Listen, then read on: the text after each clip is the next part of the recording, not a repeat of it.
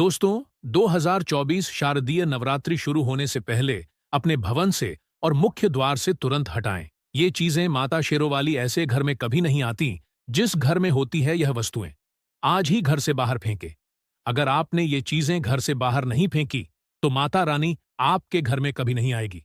व्रत रखने का फिर कोई फायदा नहीं। दोस्तों, नवरात्रि का विशेष पर्व 9 रातें हैं, यानी नवरात्र। आपको बता दें, नवरात्र के पूरे 9 दिन गंगा जल की हर एक बूंद की तरह पवित्र माने जाते हैं। ये शुभ 9 के 9 दिन भक्तों के जीवन में विशेष फल की सौगात लेकर आते हैं। आपको बता दें, 2024 में इस साल मां दुर्गा पालकी पर सवार होकर पृथ्वी लोक पर पधार रही है।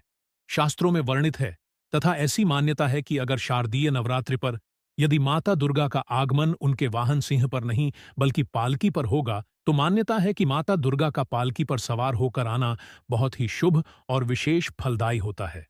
जीवन सुखमय हो जाता है। भक्ति का आनंद भरपूर लाभ भक्तजनों को मिलता है। दोस्तों, इस बार नवरात्रि पूरे 9 दिनों तक मनाई जाएगी। मां वैष्णो रानी की विशेष रूप से पूजा आराधना की जाएगी। शारदीय नवरात्रि का महापर्व इस बार 2024 में 3 अक्टूबर दिन गुरुवार से शुरू होकर 12 अक्टूबर शनिवार के दिन समाप्त होंगे। ऐसे में शारदीय नवरात्रि पर माता दुर्गा की कृपा पाने के लिए कलश स्थापना का शुभ मुहूर्त है। 3 अक्टूबर को सुबह 6:19 से सुबह 7:23 तक है। साथ ही अभिजीत मुहूर्त है 11:52 से लेकर दोपहर 12:40 पर होगा।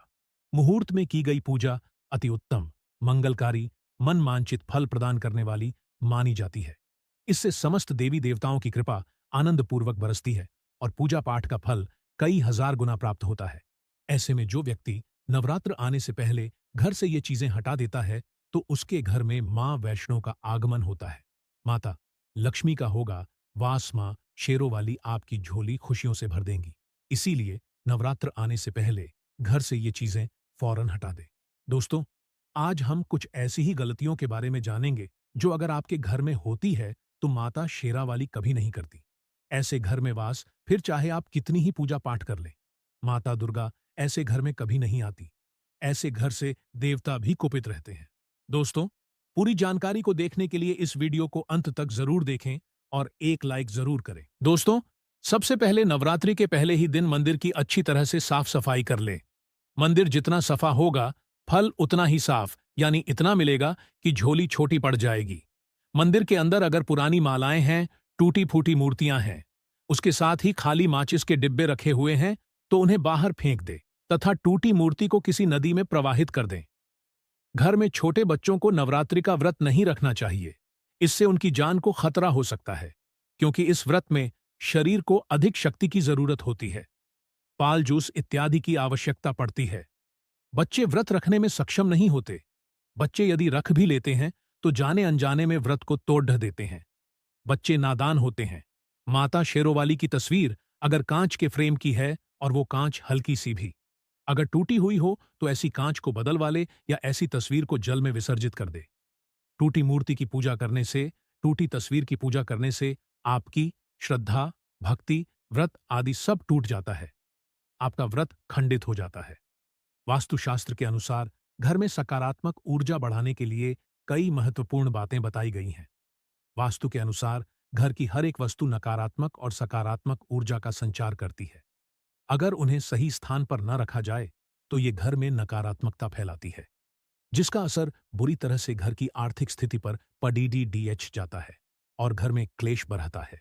वहीं अगर उन्हें सही दिशा में और सही स्थान पर रखा जाए तो ये घर में सकारात्मक ऊर्जा फैलाते हैं और घर में सुख शांति बनी रहती है।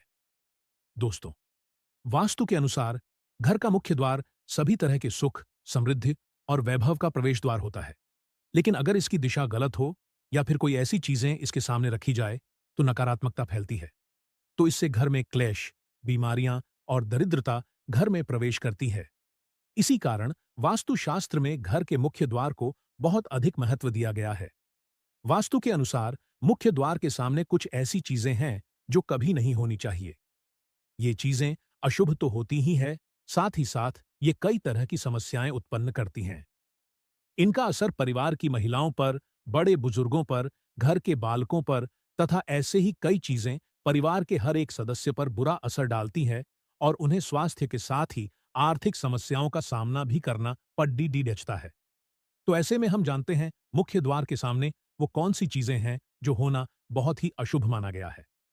दोस्तों, नंबर 1, घर के सामने गंदे पानी का जमाव। वास्तु के अनुसार घर के मुख्य द्वार के सामने गंदे पानी का जमाव होना बद्धा ही अशुभ होता है।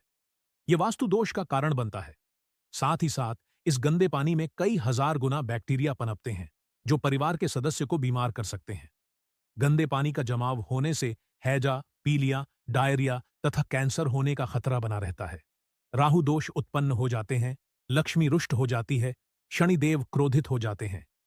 इसलिए अगर घर के सामने कोई भी गंदा पानी जमा होता है तो उसे तुरंत हटा देना चाहिए, या जिस गड्ढे में गंदा पानी है उसे सीमेंट से भर देना चाहिए। वास्तु के अनुसार इसे उचित नहीं माना जाता।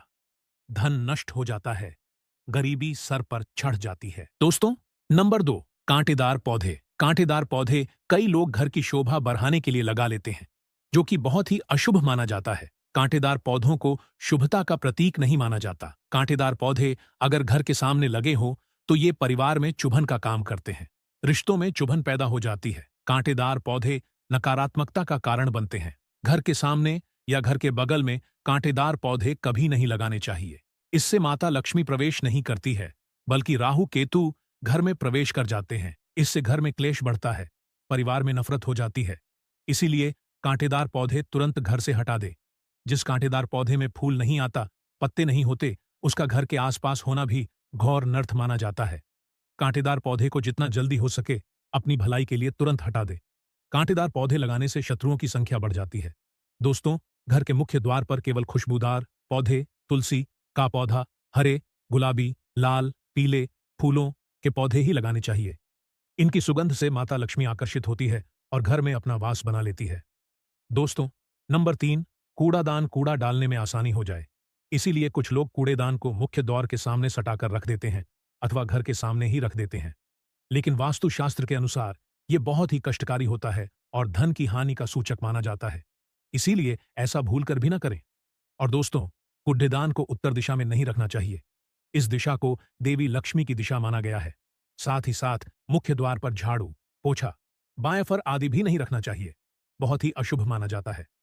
दोस्तों, नंबर 4, बिजली का खंभा। कई घरों के सामने बिजली का खंभा होता है, लेकिन वास्तु के अनुसार यह परिवार के सदस्यों की उन्नति में बाधा होता है। मुख्य द्वार के सामने खंभा होना बहुत ही हानिकारक हो सकता है, इसीलिए मुख्य द्वार बनाते समय इस बात का ध्यान अवश्य रखें। दोस्तों, नंबर 5, पेड़ पौधे। घर के मुख्य द्वार के सामने घने पेड़ पौधे नहीं होने चाहिए। इससे वास्तु दोष उत्पन्न होता है। साथ ही साथ इससे सूर्य प्रकाश घर में प्रवेश नहीं कर पाता। प्रातःकाल में घर के मुख्य द्वार से सूर्य प्रकाश घर में प्रवेश करता है तो यह स्वास्थ्य के दृष्टिकोण से भी अच्छा होता है। साथ ही घर में सुख, समृद्धि और शांति बनी रहती है। इसी कारण घर के मुख्य द्वार के सामने पेड़ होना शुभ नहीं माना जाता। पेड़ पौधे हमेशा घर के साइड में होने चाहिए, लेकिन सामने नहीं। दोस्तों, नंबर 6, बैल का ऊपर चढ़ाना। घर के आगे से बैल का ऊपर चढ़ना बहुत ही अशुभ माना जाता है। वास्तु के अनुसार इससे विरोधियों तथा शत्रुओं की संख्या बढ़ती है और व्यक्ति की उन्नति में बाधा निर्माण होता है। दोस्तों, नंबर 7, घर की दहलीज। वास्तु के अनुसार मुख्य द्वार की दहलीज से ऊंची सड़क होना बहुत ही कष्टकारी होता है। और दोस्तों, वही वास्तु के अनुसार जिन पौधों में से हमेशा दूध की तरह तरल पदार्थ निकलता रहता है तो उसे घर के मुख्य द्वार के सामने कभी नहीं लगना चाहिए। मुख्य द्वार या फिर कोई भी घर के सामने गड्ढा या कीचड़ नहीं होना चाहिए। यह शोक कारक होता है, इससे शोक समाचार की प्राप्ति होती है। घर के मुख्य द्वार के सामने मंदिर भी बिल्कुल नहीं होना चाहिए। अगर घर के मुख्य द्वार के सामने मंदिर हो तो परेशानियां और संकट से घिरे रहेंगे। मुख्य द्वार के सामने सीढ़ी नहीं बनानी चाहिए, इससे तरक्की में बाधा का निर्माण होता है। बच्चों को पढ़ाई में सफलता नहीं मिल पाती। घर के मुख्य द्वार के ऊपर अन्य द्वार होना भी नुकसानदायक होता है, इससे धन का नाश होता है। घर के ऊपर PRH रही छाया से भी छाया भेद होता है। हालांकि ये देखना होता है कि घर के ऊपर किसकी छाया पड़ रही है, किस दिशा से किस प्रकार की छाया होती है, उसी से लाभ या फिर नुकसान का पता चलता है। दोस्तों, नंबर 8, घर के मुख्य द्वार पर कभी भी माता लक्ष्मी की तस्वीर आपको बिल्कुल भी नहीं लगानी चाहिए। दोस्तों, माता लक्ष्मी की तस्वीर को हमेशा अपने घर के पूजा घर के अंदर स्थापित करना चाहिए या फिर अलमारी के अंदर। आपको माता लक्ष्मी और माता लक्ष्मी से जुड़ी सभी चीजें रखनी चाहिए, क्योंकि माता लक्ष्मी का स्थान हमेशा घर के अंदर ही माना जाता है, न कि उनका स्थान आपके द्वार पर। माता लक्ष्मी को कभी बाहर नहीं करना चाहिए। धन की देवी को हमेशा घर में स्थान दिया जाता है। कई लोग क्या करते हैं कि फैशन के तौर पर घर के द्वार पर ही माता लक्ष्मी की तस्वीर लगा देते हैं। तो ऐसे में माता लक्ष्मी द्वार से ही वापस चली जाती है और घर के अंदर कभी भी प्रवेश नहीं करती।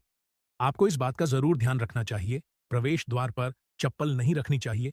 इससे प्रवेश द्वार अपवित्र हो जाता है और नकारात्मक ऊर्जा प्रवेश कर जाती है तथा धन की देवी माता लक्ष्मी नाराज होकर चली जाती है और कभी भी आपके द्वार पर नहीं आती। दोस्तों, नंबर 9, केले के पत्ते की बंधन बाल अपने घर के मुख्य द्वार पर जरूर लगानी चाहिए।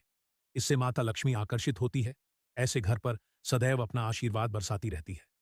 बंधन बाल के माध्यम से समझ लीजिए कि आपके जीवन के अंदर, घर के अंदर माता लक्ष्मी यश, वैभव, कीर्ति और कुबेर के साथ प्रवेश करती है और आपके घर का मुख्य द्वार मालामाल आपको बना देता है।